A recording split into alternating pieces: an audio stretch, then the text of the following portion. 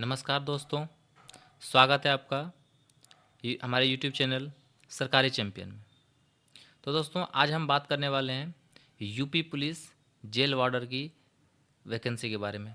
तो इसमें एक जेल वार्डर की बहुत ही बड़ी वैकेंसी आई हुई है जो लगभग 2833 पदों की है। तो दोस्तों ये जो नोटिफिकेशन आई है जेल वार्डर की, वो यूपी पुलिस की जो आधिकारिक बोर्ड है उनकी ओर से ट्वीट के माध्यम से आई है। तो चलिए हम आपको दिखाते हैं वो ट्वीट क्या है।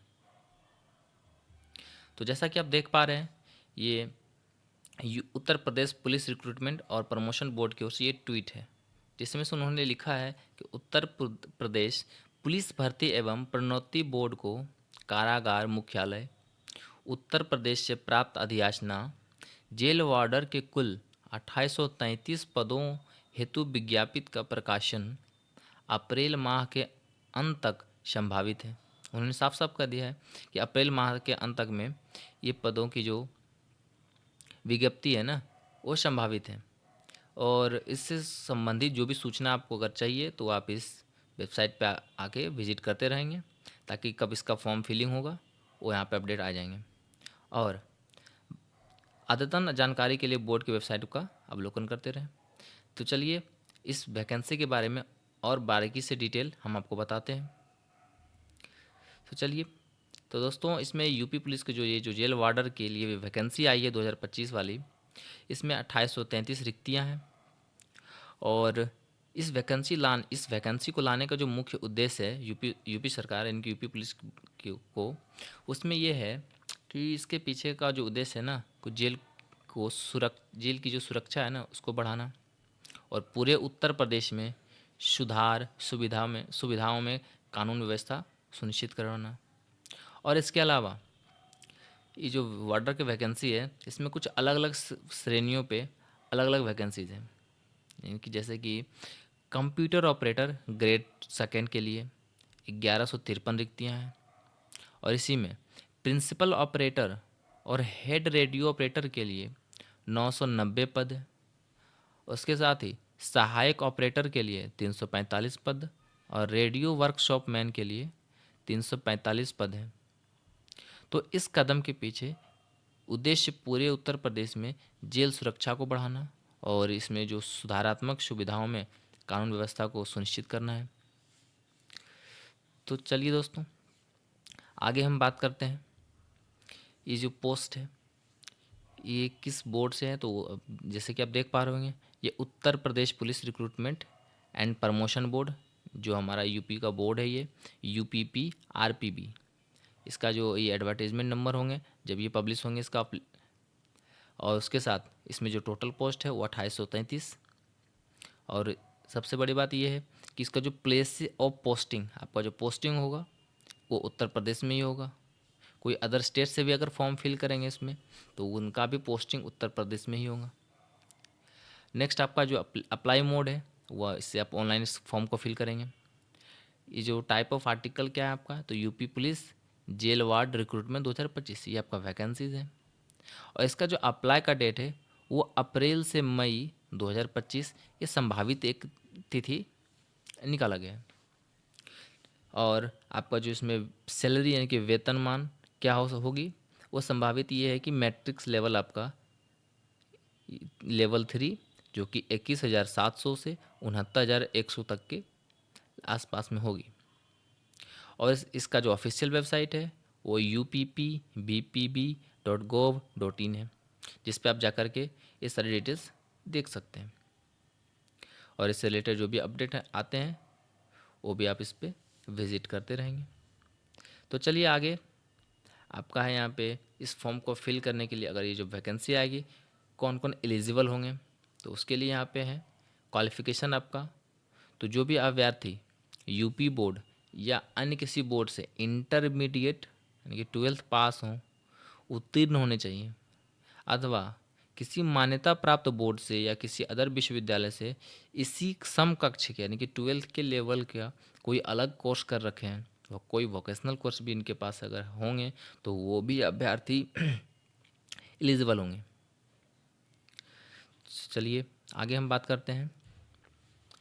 इसमें आपकी एज लिमिट, यानी कि यूपी पुलिस जो जेल वार्डर की जो वैकेंसी आएगी, इसमें आपकी एज लिमिट क्या होगी, आप किस एज तक एलिजिबल होंगे फॉर्म फिल करने के लिए।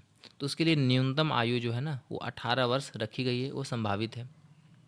और इसमें अधिकतम 25 वर्ष ये भी संभावित ही रखी गई है। और आयु में जो छूट है इसके लिए इसमें जो सूचना आएगी वो अभी क्लियर नहीं, जैसे नोटिफिकेशन आएगी तो उसमें क्लियर हो जाएगा कि किन को आयु में कितना छूट दिया जाएगा। और आगे हम बात करते हैं, ये जो यूपी पुलिस जेल वार्डर की जो वैकेंसी है इसकी एप्लीकेशन फ़ी क्या रहने वाली है। तो वो और जो अनरिजर्व कैटेगरी से होंगे, ओबीसी, ईडब्ल्यूएस, अदर स्टेट के, उनके लिए 400 रुपया बताया जा रहा है। और ये टेंटेटिव है, मतलब ये बढ़ भी सकती है, मतलब एक तरह से कह सकते हैं ये संभावित है कि ऐसा अनुमान लगाया गया है कि इतना हो सकता है। और जो एससी एसटी होंगे सिर्फ यूपी स्टेट के, उनके लिए भी 400, और ये टेंटेटिव है। और आप इसमें जब फॉर्म फिल करेंगे तो इसका जो आपका पेमेंट मोड है वो आप ऑनलाइन फॉर्म फिल करेंगे, और आपका जो पेमेंट कटेगा वो ऑनलाइन ही चालान कटेगा। तो आगे हम बात करते हैं दोस्तों, इस फॉर्म में फिल तो कर लेंगे आप जब वैकेंसी आएगी तो। उसके बाद इसमें जो चयन प्रक्रिया है, आप कितने चरणों में आपकी जो चयन प्रक्रिया होगी। तो ये जो यूपी पुलिस की जो वैकेंसीज़ हैं इसमें वार्डर वाली, इसमें 4 चरण शामिल हैं। तो उम्मीदवारों को पद के विचार के किए जाने के लिए प्रत्येक चरण में उत्तीर्ण होना चाहिए। अगर आपको हर एक चरण में अगर जाना है ना तो आपको हर एक चरण को पास करना पड़ेगा। जैसे कि आपका जो प्रथम चरण है लिखित परीक्षा, जो कि 300 अंकों के लिए वस्तुनिष्ठ प्रश्न के ऑब्जेक्टिव टाइप पेपर होगा आपका, जिसमें जो इसका क्वालिफाइंग मार्क्स आएगा नोटिफिकेशन में, आप उसको क्वालिफाई करते हैं तो आप लिखित परीक्षा पास हो जाएंगे। लिखित परीक्षा जब आप पास होंगे, आपका जो शॉर्ट लिस्ट होगा, तब उसके बाद आप आएंगे शारीरिक परीक्षण में, जिसको बोलते हैं फिजिकल। तो फिजिकल में आपका यहाँ पे क्या होगा, दौड़ होगा, आपका माप सहित शारीरिक दक्षता होंगे, और आपके मानकों का आकलन करना। आप यहाँ पे फिजिकल में जो भी हो रनिंग हो जाएगा, हाइट, वेट, चेस्ट, ये सब होता ही है। और ये सब अगर आप क्वालिफाई होते हैं, क्वालिफाई होने के बाद तब आप अगले चरण में आते हैं। अगर आप फिजिकल में डिस्क्वालीफाई हो गए तो आपका यहीं से इस अगले अगले चरण में आपको नहीं मान्य रखा जाएगा, आपको अमान्य घोषित कर दिया जाएगा। अगर आप फिजिकल क्वालिफाई होते हैं तो आप नेक्स्ट अगले चरण में आप आएंगे दस्तावेज सत्यापन, जिसको कहते हैं हम डॉक्यूमेंट वेरिफिकेशन। जिसमें अभ्यर्थी को वैध शैक्षिक और श्रेणी प्रमाण पत्र प्रस्तुत करना होगा, जिसमें जो आपको सर्टिफिकेट होंगे, आईडी प्रूफ होंगे, सबका ओरिजिनल डॉक्यूमेंट लेके आना है। और आपका जो श्रेणी प्रमाण पत्र, जो भी कैटेगरी होगा, कैटेगरी सर्टिफिकेट होगा आपके पास, रेसिडेंस हो गया, आपका एनसीएल हो गया, ईडब्ल्यूएस हो गया, और जो भी सर्टिफिकेट है आपका आईडी प्रूफ का हो गया, ये सब डॉक्यूमेंट्स आप वहाँ पे लेके जाएंगे और आपका वेरिफिकेशन होगा। अगर आप यहाँ पे भी डॉक्यूमेंट वेरिफिकेशन में कोई डॉक्यूमेंट आप ले जाने में असमर्थ हो गए हैं, आपका छूट गया, तो शायद हो सकता है ये चांस आपको ना दे, हो सकता है आपको चांस दे भी सकते हों। अगर वहाँ से आप डिस्क्वालीफाई होते हैं तो आगे के प्रक्रिया में आपको शामिल नहीं किया जाएगा। अगर आप डॉक्यूमेंट सत्यापन में भी पास हो गए तो आपका जो नेक्स्ट चरण बचता है वो है आपका मेडिकल टेस्ट। ये आपका अंतिम चरण हुआ जहाँ अभ्यर्थियों की मेडिकल फिटनेस की जांच होती है।